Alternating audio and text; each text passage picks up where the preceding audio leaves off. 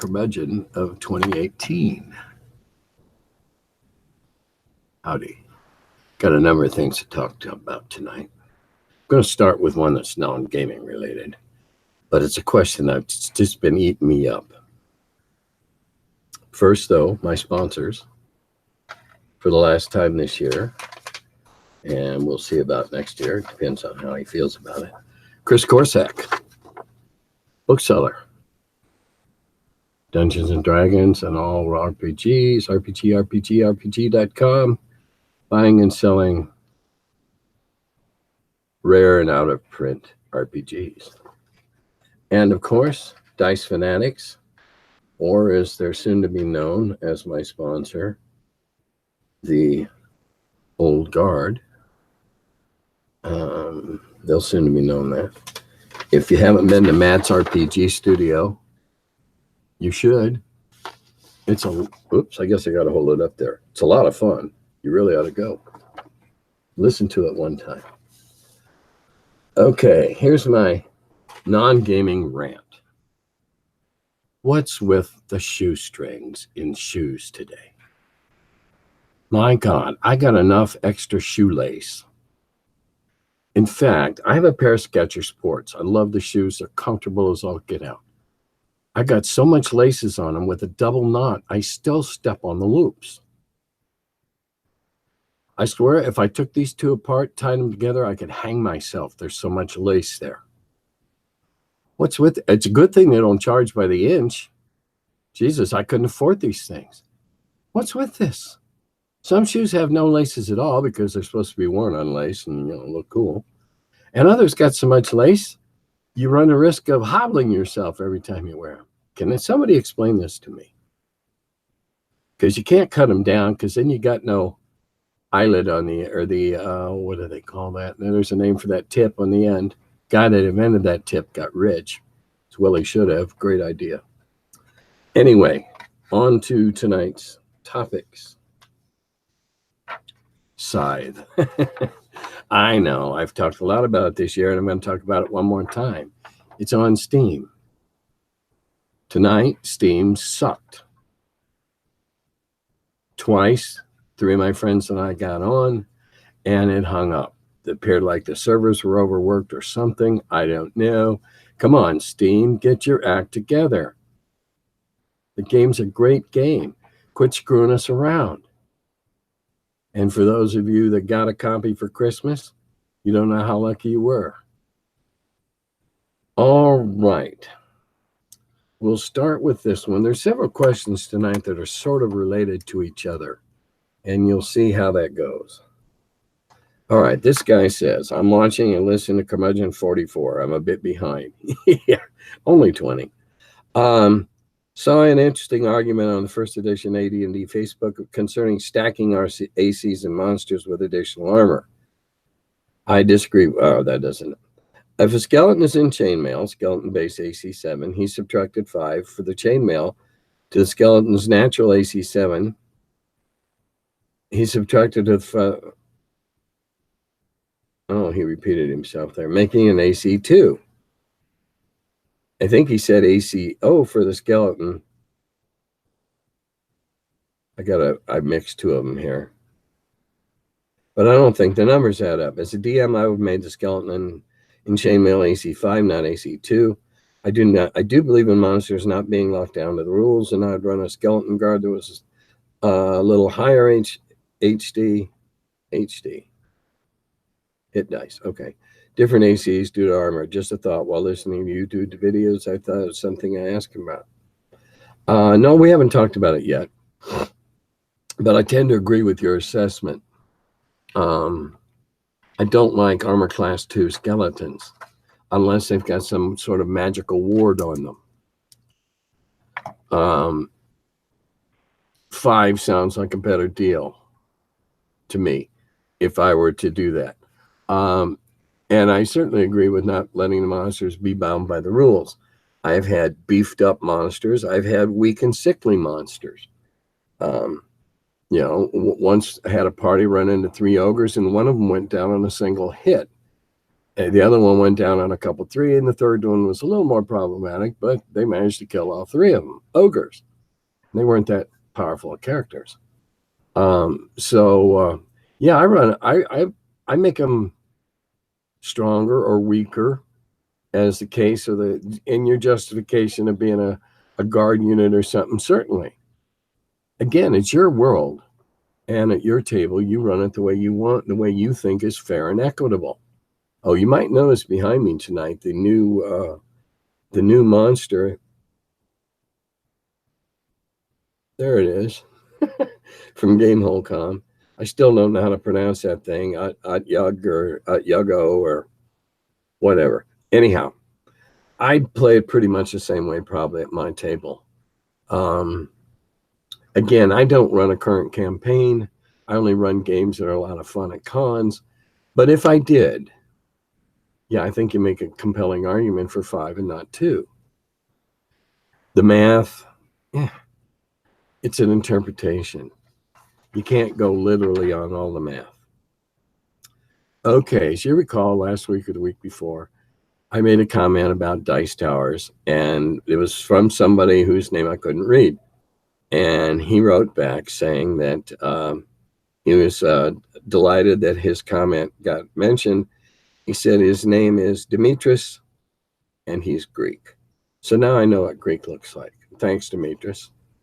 Normally I don't name people, but in this case, he's in Greece. I agree with the guy saying that playing D&D is becoming Star Wars, more or less. If there's something as outlandish as a half-demon in my party, why would my farm boy villager fear an orc? That's a very good point. And that relates to another question that's coming up. And I'll try to address them both at that time. It's a very good point. It's perfectly logical. Yeah, this guy's comfortable with a half demon, but he runs in fear because he fails a morale check when he sees a band of orcs or goblins. Okay, so we'll go on to this one later. We'll tie it into another one. I run open tables on Wednesday nights at a local game store. There's one rule: we don't turn anyone away. The golden rule is let the table to grow to 14 or 15, grow to 15, 14 or 15. In these cases, I try to be loud and animated and give the game moving as fast as possible. There tends to be 1 or 2 outgoing players who steer the party, but I go out of my way to call on the quiet players for their input. I have found that the quiet thinkers have much to add if they're just given the chance. And that's a very perceptive comment and very, very true. When I was running adventures at cons, as opposed to the silly little thing that we do now, real adventures with backstories and all that kind of stuff, I made a point, especially if they were stumped, of asking the people who weren't normally outgoing or forthcoming what their ideas were. And he's right, the writer of this question, he's right. They often have some really good ideas and sometimes solve what everybody's scratching their heads about. So you never want to overlook the quiet players at your table. And what you're doing at the game store is great. You're making them feel included. You're making them feel like it's part of it. And if they're newcomers, only played a couple of times, maybe the first time or whatever, they're going to enjoy it a whole lot more if they feel like, I'm sorry, I was not looking at the camera there. If they feel like they were part of it and they participated in it and they were in the action, they're going to have a much better memory, and you may have converted a couple of gamers. 14 or 15 is tough. I know.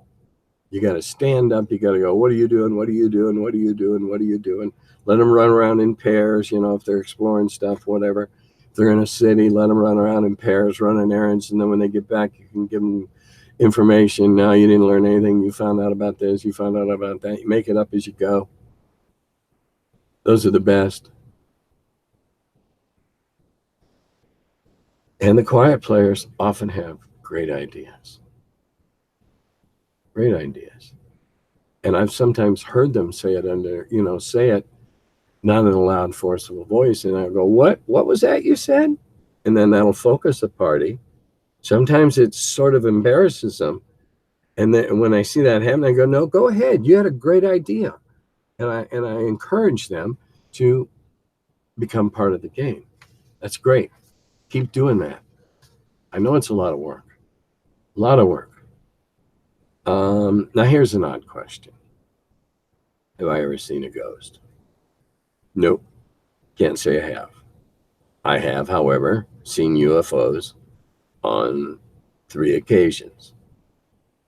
Twice when I was at sea, and once while I was at bombing range in Fallon, Nevada. And these things that we tracked in the sky perform maneuvers that are not possible by any of our aircraft. And I know of what I speak. I was in naval aviation. None of our current aircraft can make a 90-degree change of direction instantaneously. First time I saw it was in Fallon, and I just saw this thing making right angle turns across the sky and gone. Second time I was at sea, and I tried to get a lock. And we had a very, very sophisticated tracking radar on our planes and a very good search. Well, they were out of range for the track, and the search couldn't hold them because I think as soon as they figured they were being painted with radar, they took off, and they went so fast it looked like a streak of light they used to make as a kid with one of those sparklers. Gone. And I saw a second one that set all the Russian trawlers that were shadowing us off. It set all of them off. They went crazy. And a bunch of us had already seen it on board the Ranger, so we knew he was back again watching. No, never saw a ghost, but I have definitely seen UFOs that have done things. I've tracked them on, I've seen them on radar. I wasn't able to lock on and track them, but I watched them, painted them, whatever you want, whatever phrase you want to use, and they did impossible things. Thanks for another great video. Well, you're welcome. The best line for me is when you said to players, "You're not here for combat. You're not here for the combat." This was significant because number crunching and min-maxing should never take precedence over the story and gameplay. Exactly. Exactly. The combat should be incidental to solving the puzzles and, getting there, solving the puzzles. There's lots of ways you can endanger a party without facing monsters, other living things, or other sentient moving things. Okay, now this is next question ties into the one I suspended earlier. A possible question for a future video I'm going to go through against the Giants soon with a buddy of mine DMing. We asked for some off-kilter races, including an elephant man paladin and a druid who is a sentient swarm of rats in humanoid form. My friend was frustrated and said, "I just want to play a Gygax module. Can't you just be an elf?" Or something of that sort. My question is, what do you think Gary would do in this situation? Would he allow non-standard races in these games? To my knowledge, never, ever. I don't believe he even allowed half-elves in his campaign. We produced half-elves and allowed them because people were doing it anyway, and we decided we better put some checks and balances on this half-breed stuff. Gary would have never played that at his table. Not a chance. I don't play that ridiculous crap at my table. Dragonborn and all this silly stuff. To my mind, silly. If that's what you play, that's fine. I'm not criticizing it. I don't need it. I don't do it. And Gary never would have. He was a purist. Very much a purist. Let's see. What do I think about the Powered by the Apocalypse games? I have no idea. Don't know anything about them. Didn't bother looking them up. Best edition of D&D in your opinion? The best edition was when the last supplement for the first edition was printed. At that point, the game was the most fluid. We were still telling people, play it like you like it, adapt it as you want. A lot of the stuff that ended up in AD&D was already in play. That's what I think was the best edition, the tail end of one. That's what I play. I add and subtract as I wish. It works that way because I said so. And that's where we were at that point in time. And I don't care if some people call me a fly stuck in amber. Doesn't bother me a lot. I know what I like. And people seem to like playing in my games, so that's what I like. All right, now there's more questions here. This guy had a whole paragraph of questions. Did you use a monster manual or build your own? I have done both. Not very much building of my own yet that you are aware of. I have created monsters in several modules that I've written that are going to be published over the next 12 to 15 months by this new operation that I've become part of and spokesman for and face of, called Old Guard Products. It's a working title right now. It's involved with the Dice Fanatics, who's one of my sponsors. That's the RPGstore.com, I believe. And so, yeah, I have built some of my own. But in the spirit of the version, the time warp that I stopped the game in, I adapt them. I've copied some to get around copyrights when I was with Eldridge. You'll see if you get them. How much of D&D is miniature combat? In my games, none at all. Now, when I used to run adventures at cons like Total Con and Gary Con in Texas, and then when I don't even know if I was still running adventures as such when I first went to Game Hall.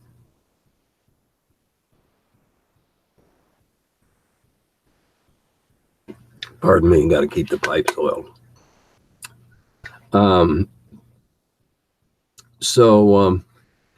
When I played, there were no miniatures to speak of.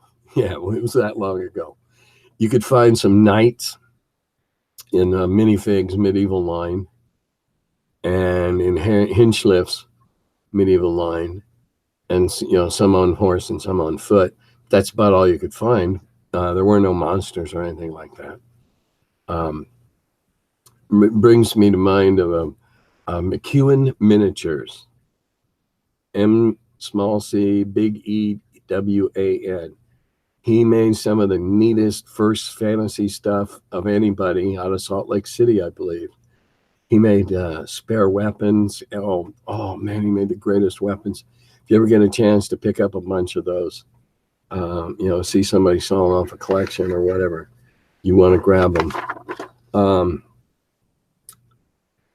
We only used physical objects for spatial reference. And having no miniatures, we used dice. Okay, all the white dice are the goblins, and all the blue and red dice are you guys. And I would, lay them out around the room to see, where the bad guys had spread out from or where they'd struck from or sprung from. That it was an ambush. And so we would do that for spatial reference. But in the swirling melee that I envisioned my melees to be in, you can't pick out a target unless you've got a homing arrow and keep hitting it if you're throwing missile weapons at it. Slings, darts, arrows. Whenever there's a hit scored, I always decided which one got hit. And sometimes all three archers or missile person armed people hit the same guy. Of course, they killed him, but nobody else got hurt. But that's just, I consider melee to be almost a choreographed square dance like you see in the old Western movies of the 50s. And just swirling and going around, and you clash at this guy and clash at that guy. And that's how it works. So we use that. Now, when I was still running games, as I started to say earlier, at the cons, if people brought minis and wanted to use them, that was fine. When I was play testing the island of Arredondo, it involves going up on a raft. So one group that I was play testing with at TotalCon tore up a sheet of paper, made a raft, and put their figures on it as they pulled up. And yeah, that helps me, but I don't need that because I'll just ask them to write down where they're at and write down their marching order and stuff like that in advance, because then we know who's watching the front, who's watching the back. That's something when I was running adventures that they had to have before we started off. They had to have their watch cycles if it was likely they're going tonight. So they had to work all that. But 5 minutes at the beginning of the game, working that out saves innumerable minutes later on in the game when you get to that aspect. So, no. Using D&D as a theater of the mind. Well, that's what D&D is. It's a theater of the mind. That's the way we described it back in the 70s. And that's where role-playing, that terminology, came out of, that concept of theater of the mind. I tried a shortcut once with an Eldritch, and I told the DM in the description of the cave to tell the players that it was this most sparkly, iridescent, light flashing everywhere, enormous cathedral-like cave that they'd ever seen. Now, I didn't care at the time if this guy was thinking of a cave in France and this guy was thinking of a cave in Mexico. I didn't care. The image was, wow, all these sparkly stuff. And the reason it was because it was highly reflective and you didn't want to lob stuff around in here. And it didn't go over all that well. I should have written all those words out instead of just telling them to imagine the greatest one you've seen, because it is theater of the mind. But apparently it was too much work to call that out. Back to that question about would Gary allow it and having those crazy races? Absolutely not. A swarm of rats in humanoid form? No, I never would allow that in my game. Before my game started, I told everybody, now if you're going to take some oddball stuff, and I always said, you're assumed to have poles and pitons and rope and all that crap. Iron rations, water. I don't care about that. That's minutia. Unless, you would get locked under the ground for days on end, and then in which case it becomes a problem. And then we start estimating. But in any event, we never would have played with half-orcs. One time somebody took a sack of rats or mice, and I'll be damned if later on they had a spell that speak with animals, so they'd instruct the mice to run around the corner and sneak in, and they used them quite effectively. He was down to about 8, I think, when it was over, but they used them quite effectively. Why not? Why not? Ascending AC or descending, it's the same thing.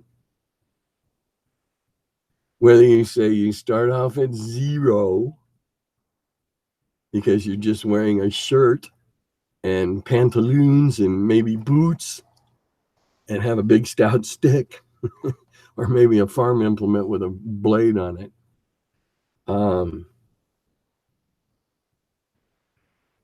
It doesn't matter. I guess I use descending because I start with 9 and go down to 1. And it really doesn't make any difference. All you do is flip the numbers. And it works the same way. I don't know why so many people have a problem with that.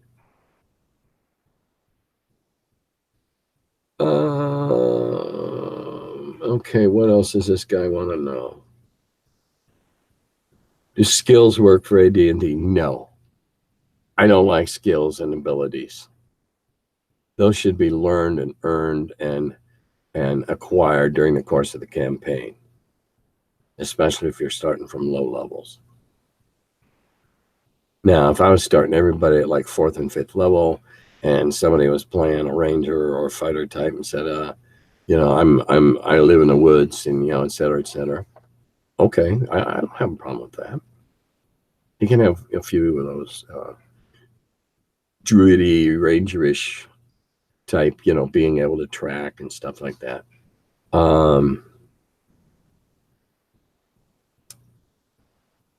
I just don't care for skills and abilities because it's too much about luck of the roll. And I'm the antithesis of that. Best non-D&D game that allows the best options. If I wasn't playing D&D, I'd be playing Swords and Wizardry. Plain and simple. It's a retro clone, but it's a damn good one. Matt did a fine job, and I just happened to have written the introduction for this newest edition. Now, bear with me for a moment because I got to put on my serious hat.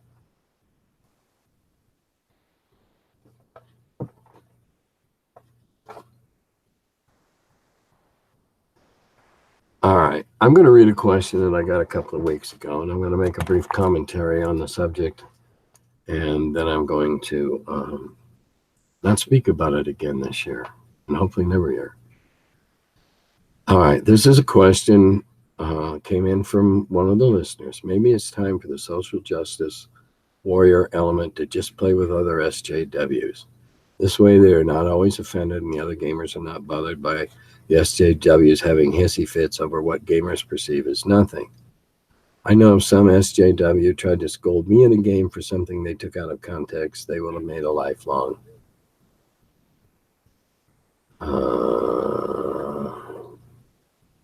All right, this looks like it got cut and pasted.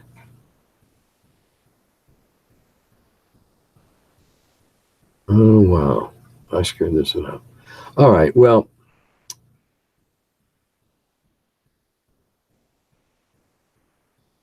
all right, I'll stop there and simply say this.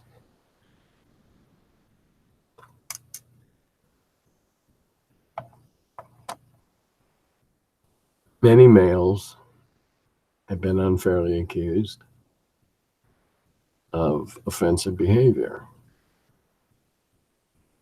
The male that was the most offensive was inebriated and apologized and has since reformed his behavior at subsequent cons. Another well-known individual was pilloried, crucified for having the temerity to think that they could write a game suitable for teaching wives and girlfriends the rudiments of role-playing, despite their 40 years experience and having written some of the rules. Now they want a boycott of GaryCon. I'm one of the reasons, supposedly.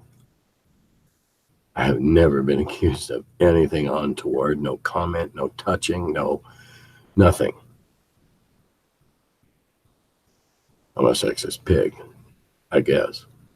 I don't know. I love women. I've always been extremely respectful. I was raised by a mother who insisted on respect, and I went to school by nuns for 8 years. I still say sir and ma'am when I open doors for ladies. Can't help it. Sometimes I get a glare. I hope we're done with this. I feel like the gaming hobby is a snake eating its own tail, and we need to stop. Conventions have put guidelines in place. Anybody that feels uncomfortable can go to the organizers. Every time I sit down at a game now, I tell the table if there's I tell the table if it's all guys. If we go somewhere that you feel uncomfortable, just say so, and I'll take a left turn or a right turn or whatever. And I've never had anybody, give me the signal that they were uncomfortable. And sometimes when I'm playing with all adults, we get a little bawdy. But I don't start it.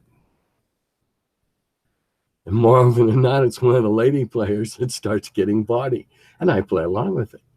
And then the table gets bawdy, and it's okay if nobody's being offended. So let's say for 2019, we quit this stuff. Everybody that got beat up in 2018 has made their amends. And we need to move on. So let's quit eating our own tail. And let's look forward to 2019 being a little more fun. Now, I've got a question here that looks like it got cut up. There, ooh, could flare out. This looks like it got cut up and pasted wrong. So I want to make sure I didn't miss something here. Question, you have mentioned that you're working on publishing some new adventures. To sell a good number, you'll need to have them geared toward 5th. Yeah, they're going to translate on the publishers. Have you learned to write for 5th, or will you partner with somebody? I think I talked about this. Perhaps you could download the free basic rules and talk about your actions. No, there are not going to be any basic rules. I'm just writing stories. Let's see. Yeah, I guess I did read most of that. So anyway, here we are. It's the last one of 2018. And back to Scythe, where I started. Still in love with that game. I try to play it on Steam whenever they let me. I hate Steam. I'm forced to use them. If I could, I wouldn't. But I got to. All right, for 2019, if you're going to make a resolution like this. Find 4 people over the course of 2019 and turn them into gamers. At least one of them will turn some more into gamers. Let's keep building the hobby. 2018 was great for sales of D&D. 4 of the top 25 books on Amazon are D&D books years old. Hasbro finally had to realize what they had on their hands. 5th edition is going gangbusters, and I'm all for it. I don't have to play the edition to be for it. I play a version of the same game. I play the game that I helped write, not 2nd, 3rd, 4th, 3, 5, 4, 5, That's fine. For 2019, make some more gamers. Expose some people to games. Play more games. Can't go wrong. Make a resolution to play more games more often.